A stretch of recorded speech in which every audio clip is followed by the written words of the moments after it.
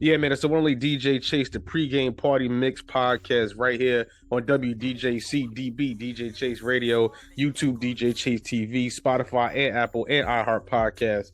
But enough of all that, man.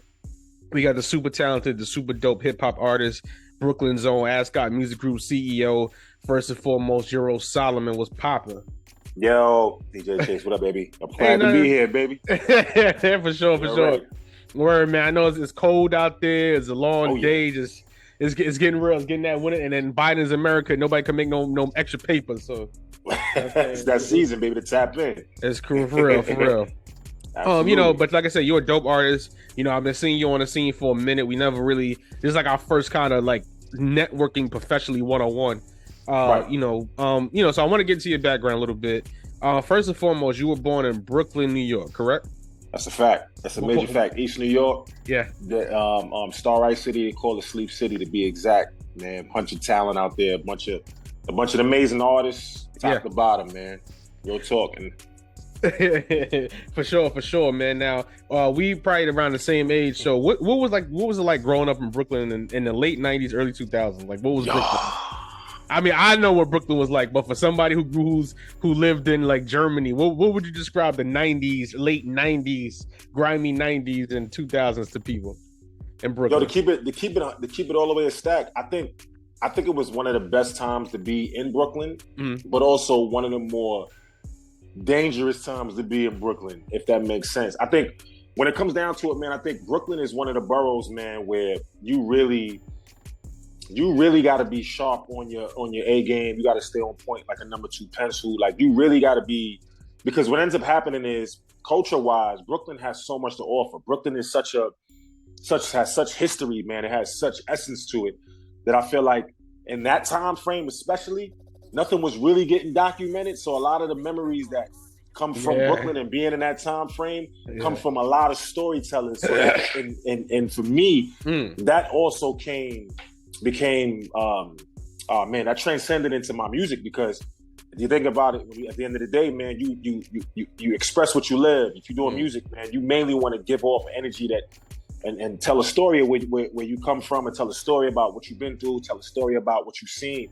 So I feel like in that time frame, man, there was a lot going on outside. Man. A lot going on. You know what's funny? Sure. You know what's funny that you mentioned that, because I never even looked at it from that perspective. Like even like with Harlem, like I be trying to tell people, like, because I grew up in the Big L era of Harlem, so it's like, yo, a lot of stuff is like you wouldn't even believe the stuff that we went through, like if you didn't hear about it. You know what I'm saying? Right. So I never really thought about it. That's a really good viewpoint of it. Excuse me. Now you're kind of tall, right? So in person, you're freaking tall. Did you play? Did you play ball in high school? Yeah, I did. I went to East New York Transit Tech High School, man. Shout out to Transit. Shout out to East New York, man. We went there. My man Kay. I played ball. My man Chris Collin. It was a lot of. That was actually, it's funny you mentioned that. It's crazy you mentioned that. I actually ran into a good friend of mine I went to high school with, and that would come to the games all the time. And he asked me recently, man, you hoop, man? Yo, I know you used to be. I'm like, yo, listen, man. That was part of history.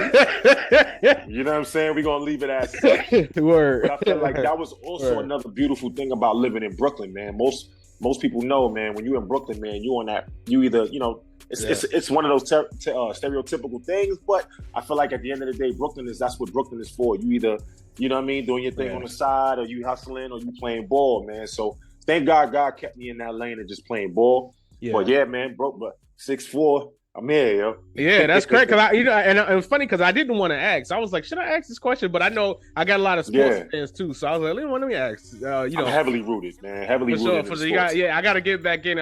We old now, so the knees is all banged up, working the job. Like, I'll be trying to go out there, but I'll be like, it ain't with it. But you know what though? You know what's crazy, man? I think because being from Brooklyn and because ball was such a part of my fabric of who I am. Yeah, I think it was such a dope thing because it brought out a competitive nature in me that I don't think I would ever had if I was living in anywhere else. But also at the end of the day, man, I think when it comes down to it, man, like I think basketball is such a way to express yourself too. So I was always way to express yourself and let out frustration. So, but I agree. I still hoop. Yeah, now you Brooklyn niggas is different. Y'all always compete, and I'll be like, let me tell you, I have to get this off my chest. I want to ask somebody from Brooklyn why are your Brooklyn cats always thinking somebody is slighting them? Like, why do Brooklyn niggas always think that somebody is like insulting them? What did you? I be trying to tell a joke to a nigga from Brooklyn. He be like, I'm like, bro, I'm generally joking with you. I'm not. You know what I'm saying? It's the edge, man. It's the edge that makes us who we are. It's the edge that, you know what I mean, that type of, you know, that feistiness that keeps us in that pocket of being who we are, man. Part of New York, but also like a separate entity in New York. You know what I'm saying? Because every borough, I feel like has its how you say it, trademarks or qualities about themselves, whether good or bad.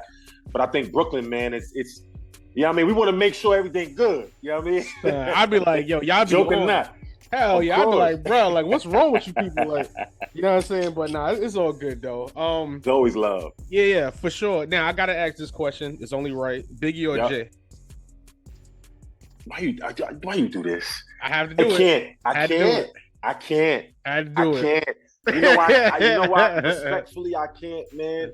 Yeah. Because if you from Brooklyn, man, I feel like if you from Brooklyn, either Hove or Big or both was like, quote unquote, in a figure, your father. He was a father figure for most people growing up. Both of them, man, because of what they basically rapped about what we went through on a daily basis. You know what I'm saying? And made it poetic and made it fun to listen to.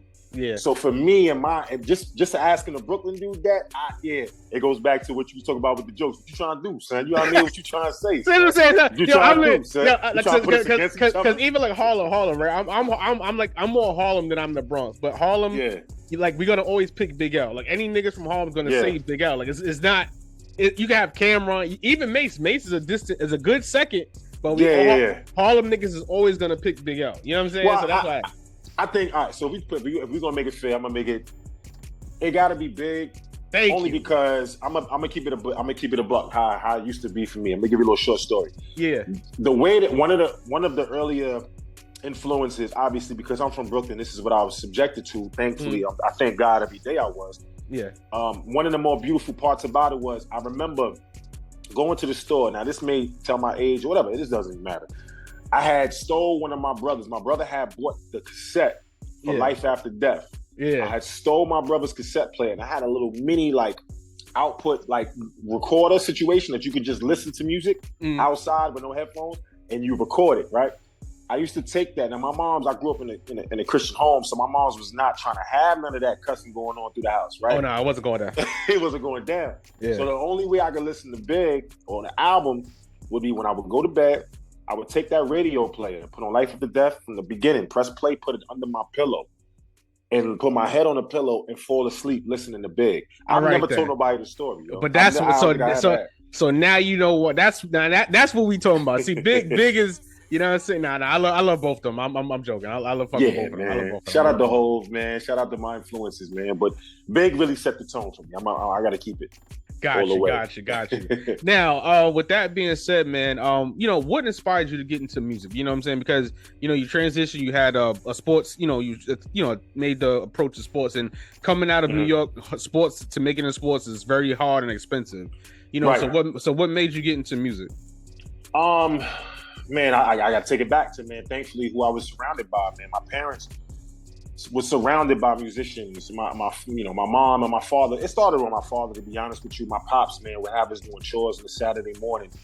And during that Saturday morning, man, I would again, thankfully be forced to listen to Curtis Mayfield, which is actually one of my favorite, all-time favorite. He's up there, top 3 all-time for me personally, artists in general. Curtis Mayfield's fire. Curtis Mayfield, man. Fire. Obviously, you had the classics.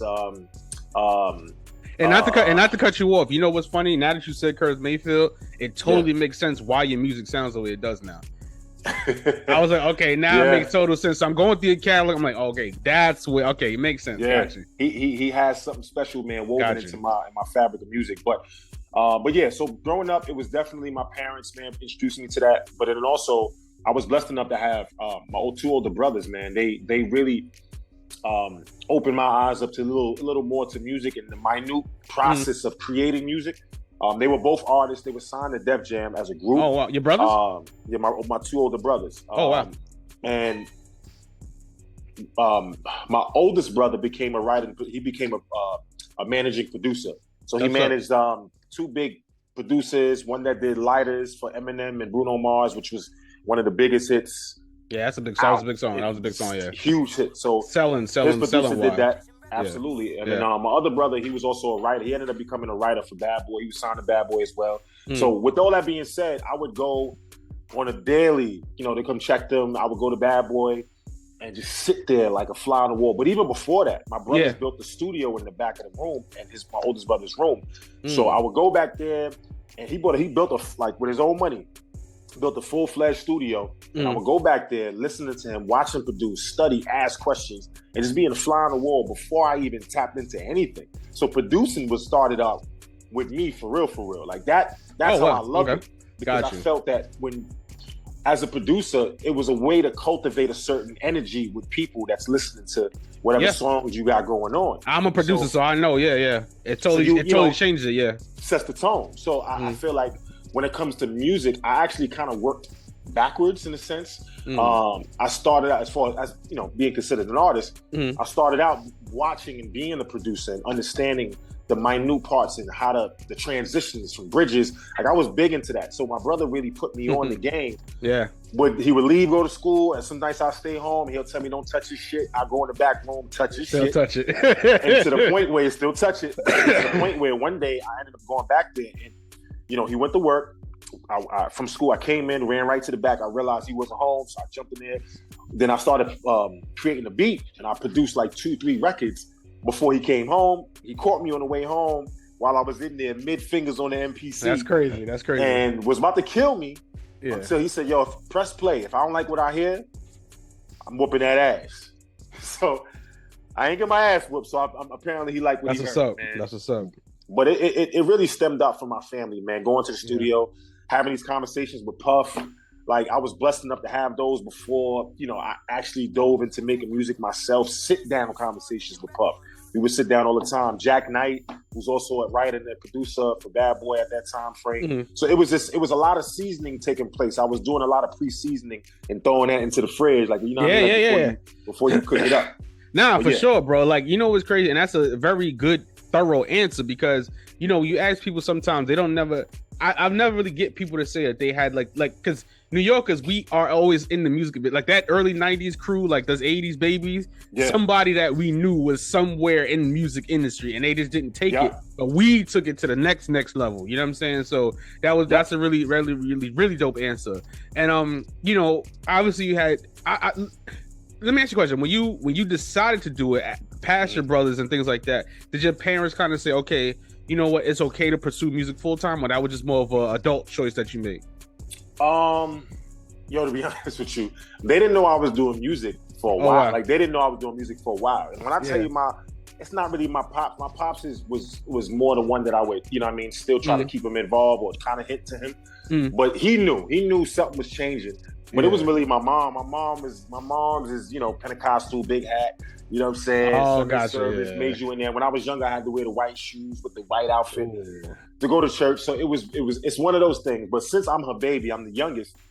Her heart was a little bit more softened when I introduced her to it. But I had to make sure I did the clean version before I put him onto it. So it was kind of like a hesitant moment, but it was more like before anybody else listening to my music, my biggest fear, I didn't care about playing my music for anybody. Like when I started out, I was like, yo, I was, anticipating and super excited to let people hear my music.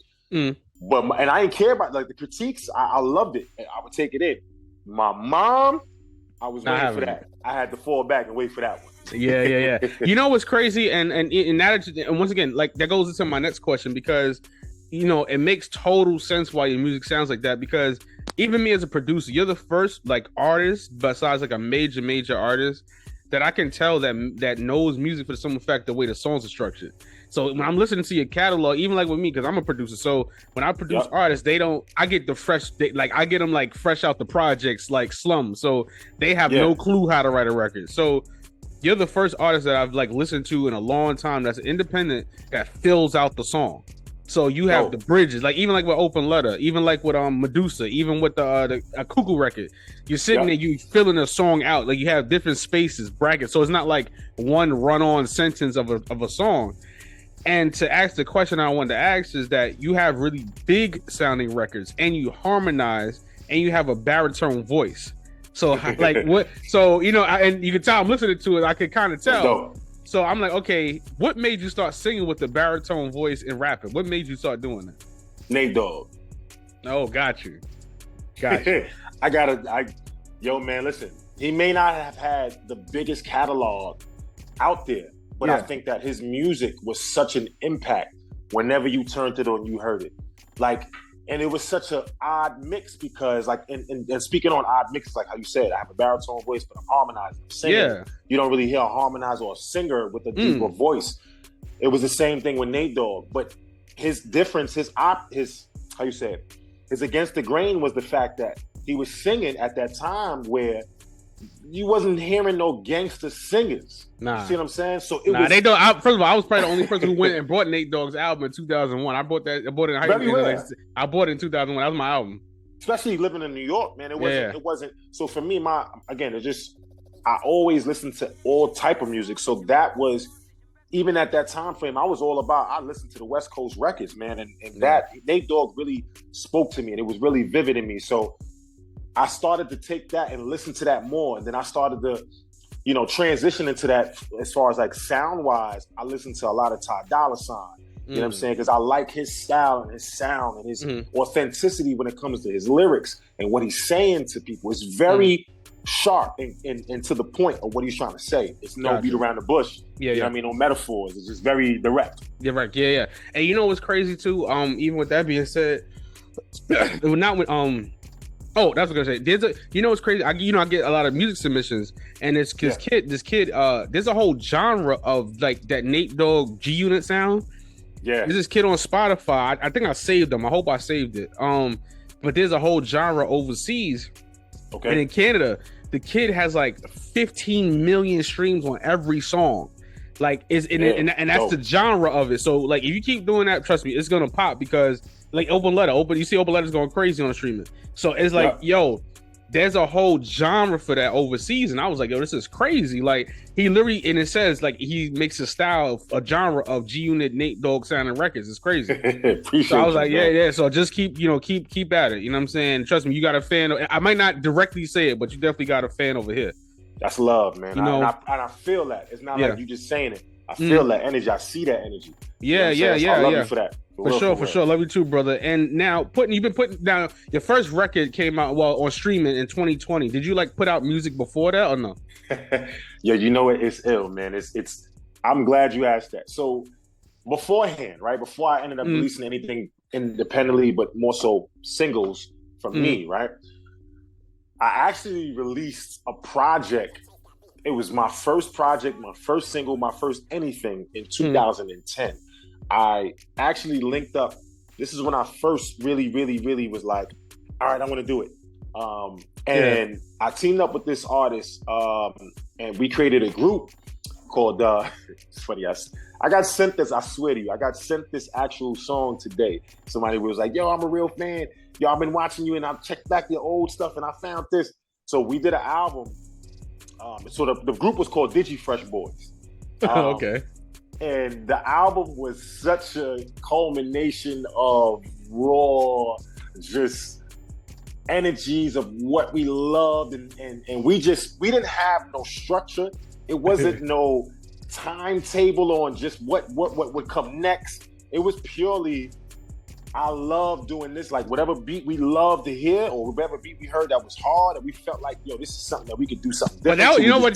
But listen, don't be so hard on yourself because life was different back then. So. Oh no! I think listen, I'm still listening to that shit now, and it was super dope to me. Still to this day, because I think that was when I was like at my rawest moments, and he also helped me with a lot. I got to give him credit, man. Like I think no experience is a bad experience. I think every experience comes with lessons that we choose to learn from. For sure. And I think that even though me and the artist R&B, we didn't, fully pursue and continue that, you know what I'm saying? I thank that experience every day because I feel like that was a springboard to me learning how to record my own self, learning how to, song structures, like we was talking about earlier, bridges, hooks, and everything. He was the vocalist. I was the rapper on it. So we teamed up. We tried to do some new age Outkast vibe type situation. So But yeah, that was in 2010. But to speed forward back to fast forward actually, to these new to the records I have now. Yes.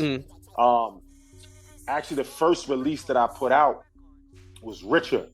And Richer was a depiction of what my mindset has been since I was young, and meaning that people have this perception on what being rich is, right? They see glitter, diamonds, gold chains, everything like that. They think that's your wealth, or just more so you being rich, right?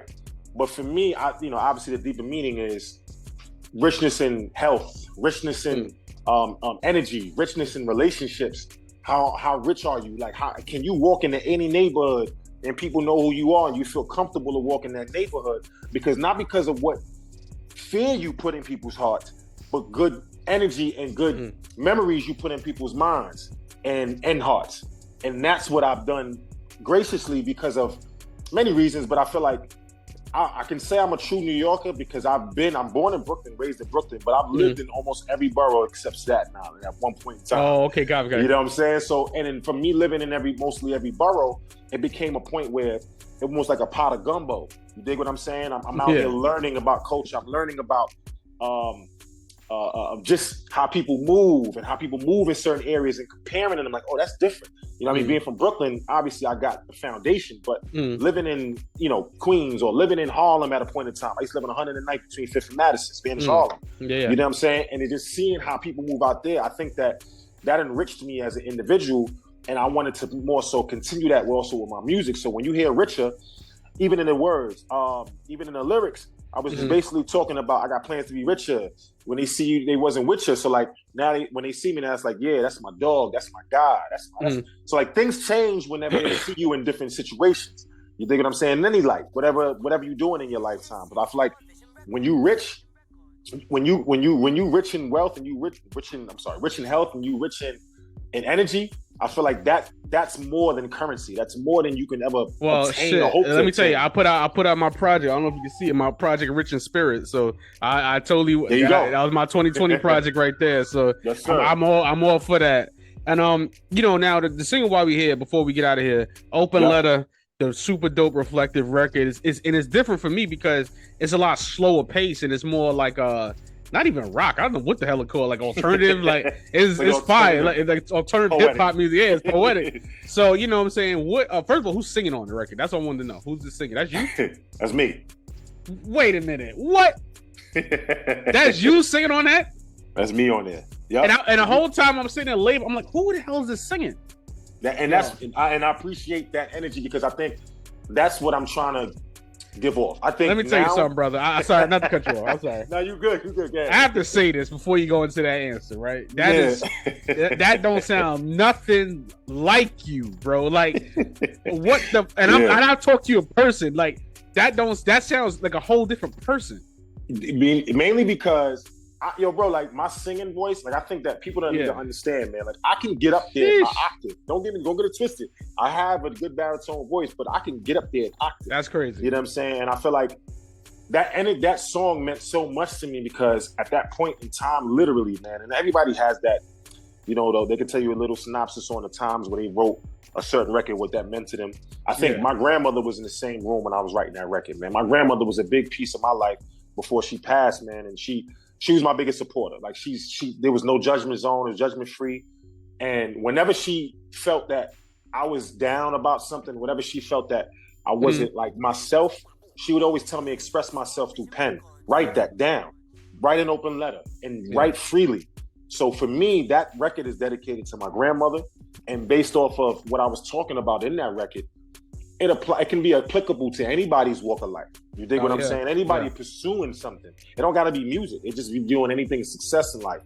That record is for you. It's an inspirational record. I suggest people wake up in the morning and turn that record on and feel a different way whenever they hear that record because that's the impact. Genuinely, what I felt writing that record. Yeah, and once again, that shit is crazy. I generally was sitting here waiting to ask you on an interview because I wanted to know. Because I'm sitting there, I'm labeling the record. I'm like, I'm trying to put in the radio. I'm like, who is this featured on the song? Like, That don't sound nothing like you. Salute to you for that one, bro. Well, it was a team effort, man. Like same with Cuckoo, man. That was a team effort. I had some great. Because for me, I love giving people their credit where the credit is due, man. My man 88 first of all, from Cuckoo, my man 88, who helped me with that record entirely, man. I wrote the record, but he also helped me vocally arrange that record. He also added certain backgrounds to it. Like he really helped me enforce that record. But this record, Open Letter, I was in the studio with this engineer, Mr. Amazing, and then the I gotta give a big shout out, man, huge shout out. Everybody knows him up here, man. When I tell you he mixes everybody's record, records everybody's record, man, out here, man. It's his name is Scales, man. And Scales does everybody from all the Latin artists. You name them, I'm telling you, when I tell you name them, from the biggest to the, he does them. So he came together with me with that record, man. We spent like most of the nights, man, just going through the phone, having like conference calls, talking about how we wanted to format this record, man. He saw my vision about bringing the bridge into this whole record. This record was built from scratch. If I can show you the original record, it sounds like it. It's very structured, because even like at the beginning with the spoken word, and then you rapping and singing it with the spoken word again, it's definitely there. You can tell like it was well crafted, a crafted song. Of the record, how it changed up. That was all like I'm telling you, man. Scales is an amazing engineer, amazing producer, man. Nah, salute to all of that. Salute to, because you know this too. Even like when people hit me up for songs and stuff, like it just get my opinion, right? And usually I'll be like, all right, maybe this. Like sometimes, because with me, I listen to songs for like either they're DJ songs, like club songs, or streaming songs. So that's like with that Open Letter, it was like I could have been like, yo, maybe Cuckoo or something like that as a DJ. But I was like, you know what? This sounds so unique. And just a different audience for like a broader overseas, like that stadium audience, that record is definitely the one for that. You know what I'm saying? So once again, salute you for that, because I did not know that was you singing.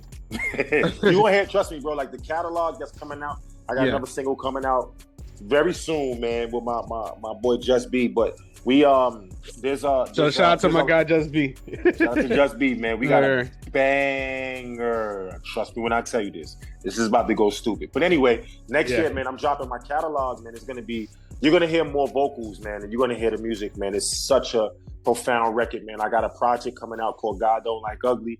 Yeah. That project is that's a high name. That's a dope ass name. Yeah, that's a high name. Yeah. I won't even post this clip on Instagram. This will be for the YouTube. I don't want anybody taking that name. Yeah. Remember when I told you, man, like a lot of church energy, because remember I grew up in the church. So a lot of church energy is involved with this. I have a dope feature with somebody that y'all love. All right, let's get it. So let's get it. Yeah. Look out next year, man. We're gonna kill it. We're gonna start off right. Got you, man. Before we get out of here, I got one more good question for you, man. Independent or major? What you gonna do? Man, trying to do rather. What you trying to do? I'm a businessman. So I feel like at the end of the day, man, I think I have a loyal fan base, man, and supporters, man, that are out there showing they love all day, man. But I feel like whoever's talking to me nice, man, we can definitely talk, man. And I got my hands in a lot of pots, but I feel like, you know, sometimes you can only do but so much. And there has to be a certain amount of extra hands that can help if that process proceeds itself. So I'm open for everything, man. I'm open for whatever situation that can put myself and my team in better positions. You know what I mean? I'm all for it, man. But right now we rocking out independent. But again, I'm open to everything, man. I'm open to labels talking up. I got a couple, man, on the heels, man. So I know that. That's what I'm sitting there looking. I know this fella's open to something. I know he got something cooking for next year. You know what I'm saying? I have a. You'll be first to notice. So trust me when I tell you, when shit break, it's not an if. When shit break, I promise you'll be the first, and we'll talk about this next time when we do another. Oh yeah, no, we definitely gonna do this. We're gonna do this again. Yeah, for sure. Now, but once again, I appreciate you, man. Thank you for coming on the podcast, man. Any shows, anything coming up before we get out of here? Appreciate you, man. Listen, so we got So actually, I'm stepping out, man. We got a show coming up with me and my bro Just B on the 18th. I'm gonna definitely send you the details on that next year, man. So I'm lining up everything for next year. So next year we doing Martha's Vineyard. I'm having a big show out there on Martha's Vineyard next year. That's dope. I'm also doing there's a couple of shows in the city that we having lined up. We just doing to finish up the paperwork and everything like that. So everything is gearing up for next year. I definitely just wanted to bless my loyal fan base with Open Letter, man. Something personal for y'all, something that y'all can just listen to. I'm speaking personally from myself to y'all, and you're gonna feel it if you hear this. Salute, man. And my very last question before we get ahead, give you your social media is, any advice? Because I like to educate. So, any advice you can make it really, really short. Any advice that you have for anybody getting into the music business right now? I'd say this: you're gonna have a lot of opinions, whether that's from social media, whether that's from your circle, whether that's from people who watch from the outside looking in. They want to give their little input, 1-2s in it. I'd say this. The conversations that you have between yourself and the higher power will never fail you.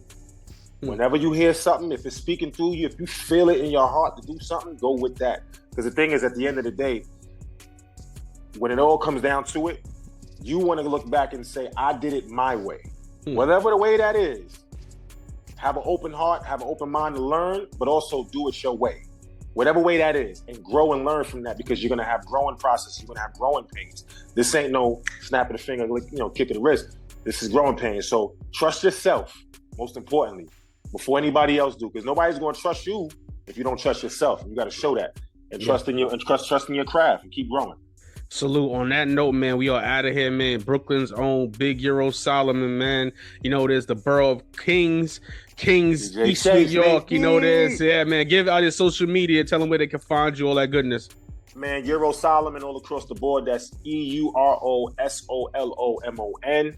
From Instagram to Twitter to everywhere you can find me.